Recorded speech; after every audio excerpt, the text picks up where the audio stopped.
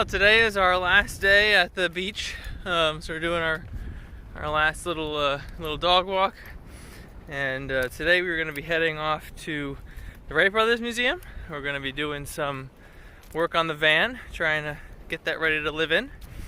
And tomorrow we're going to be doing something else, going to Alligator River Park, something like that. But yeah, so it's going to be a busy weekend. Looking forward to it. Beautiful day out. And yeah, that's it. Let's get started.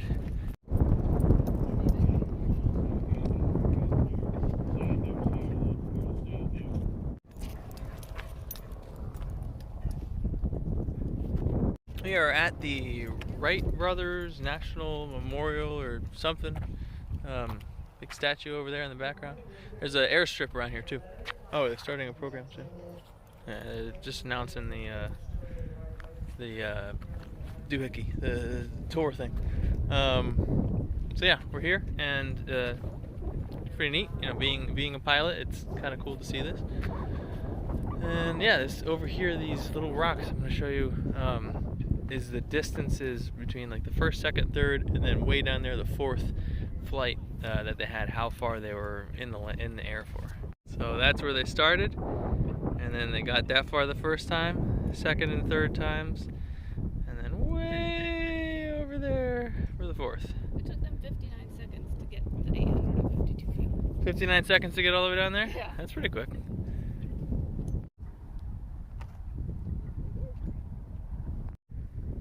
This is the farthest point. Site number 4.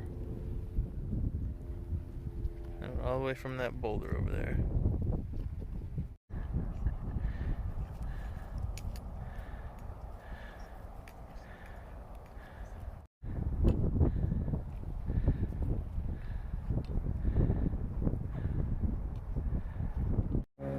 This monument was built at the top of the sand dune. They would practice glider tests off of to get their air controls, figured out.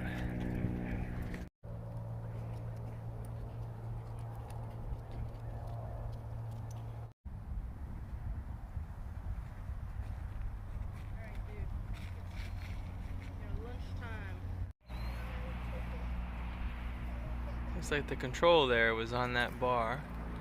Pulled that up and down. I'm guessing that changed the pitch.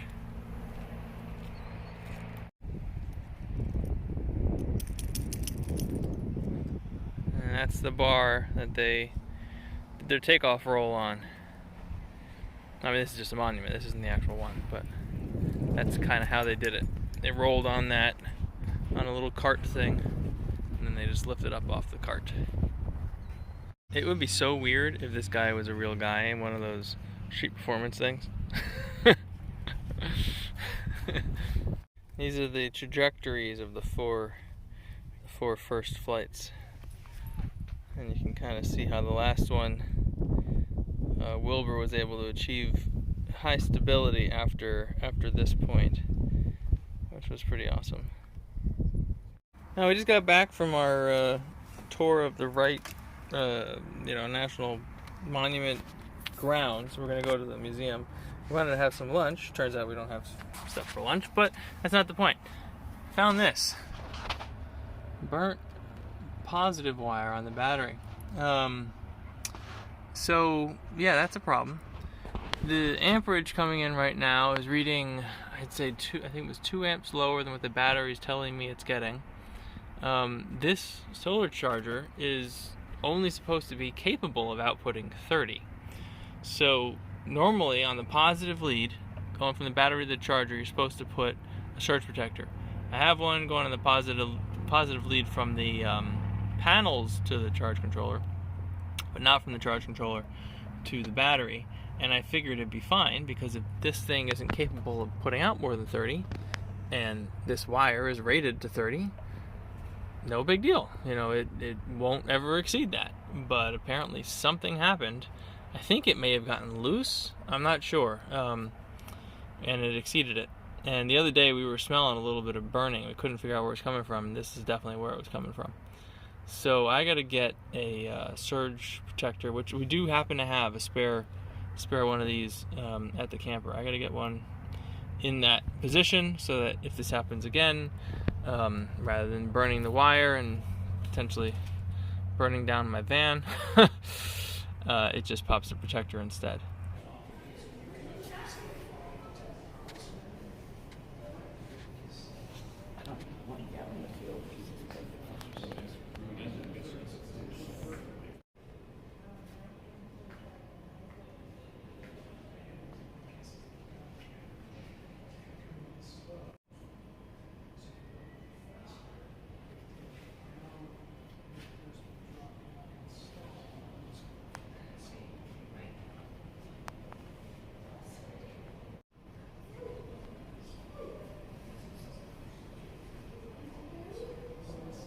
Okay, I got the other doohickey in. I had this sitting around, so it wasn't a big challenge to get it in, but just needed to get it done. I just really didn't think I needed it, but I guess, you know, proof for others, you do eventually need it. I think maybe what happened was this one got loose from this connection, because, you know, the connection, I'm not really thrilled with, you know, it's not like a solid connector like this. Like, it's like a squeeze connector. With all the vibration and everything that's happening in the van, you know, I imagine maybe it worked its way loose or something. And then because of the high resistance, there was more amps being drawn, and et cetera, et cetera. That's my guess. So hopefully that will no longer be a problem, because that will just pop when it starts exceeding limits. But anyway, now I gotta get this bed out. Mattress obviously is easy to get out of the way, but I'm gonna have to unscrew the hardboard, get the whole frame. Actually, no, I might leave the hardboard for now. Get the whole frame out of there. We're gonna be putting like a nail board across here, so I gotta get that cut and installed. It'll be a little tricky because I'm gonna use these. No, I think I said I was gonna use these as my way to get a nut in there. I'll have to revisit that, make sure that that's what I'm doing. But we're sizing it, trying to size it so that when we sit up, the eventual ceiling's going to come down 3 inches, and we want to be able to sit up fully without hitting our heads. And so that's what we're sizing this to get up as high as we can, and then we'll have a bunch of storage room under the you know, the garage area, they call it, right? So right now you can get in there, but you got to kind of crawl, and it should end up being much higher, much more access. And we're getting rid of these guys because there's gonna be so much support on the side. All right, well, we got the bed up higher now, right at the level of the windows, the top of the mattresses. If I go over here, you can see it a little bit better. It's right there. So, and it's only being suspended now by that nail board. I got I think 7 screws per side. 7 or 6, I don't remember which, but it's fully now attached to the van. It no longer has those awful leg supports that I had that were super sketch. May at some point add some form of leg support again, because there is so when I get on it, there's a little tiny bit of a sag. You can see well, you can't see it from here, but the nail board kind of rotates a slight bit, which is kind of expected because it was screwed on the bottom. So a slight bit of rotation would be expected. That's compressing onto the bed, but because the bed is the size that it is, it shouldn't be able to compress anymore. Anyway, long story short, I think it's fine. So, and we have this giant, easy accessible storage now, which is great. So we're gonna clean this up, and tomorrow morning, probably go to Alligator River right away. But we still do have the nail boards for the top. I might save that for a weekday night to work on. We'll see. Today we are at Alligator River Wildlife National Refuge, something like that. Looking forward to it. It looks like it's going to be nice and pretty out here. Definitely, you know, a nice big wilderness area. Not the trails, you know, are a little smaller. We're not going to be able to get some of the big ones because we're starting pretty late. It's about 1:15 now, I think. We had to hit the grocery store this morning because we were, for some reason, massively inefficient in our grocery shopping. I think we went like 3 times. But oh, there's an otter.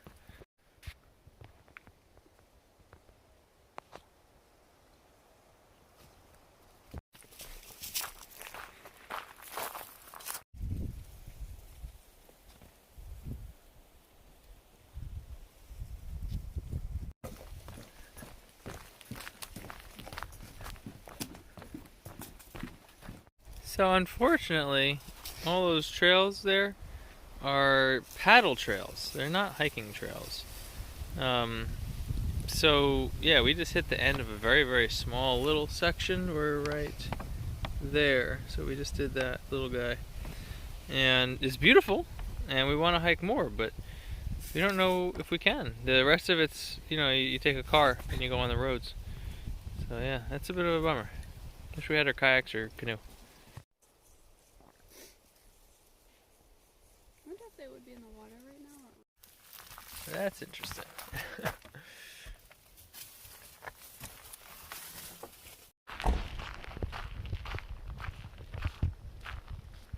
It's a bear.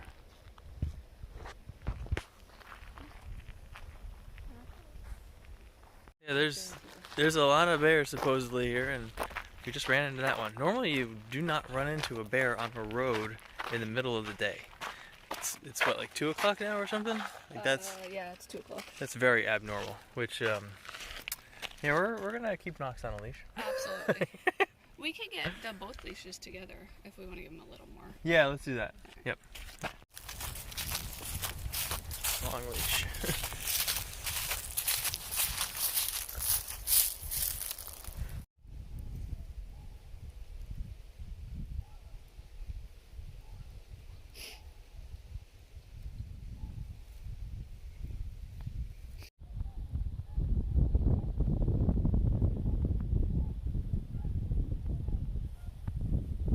It says it's called a tundra swan.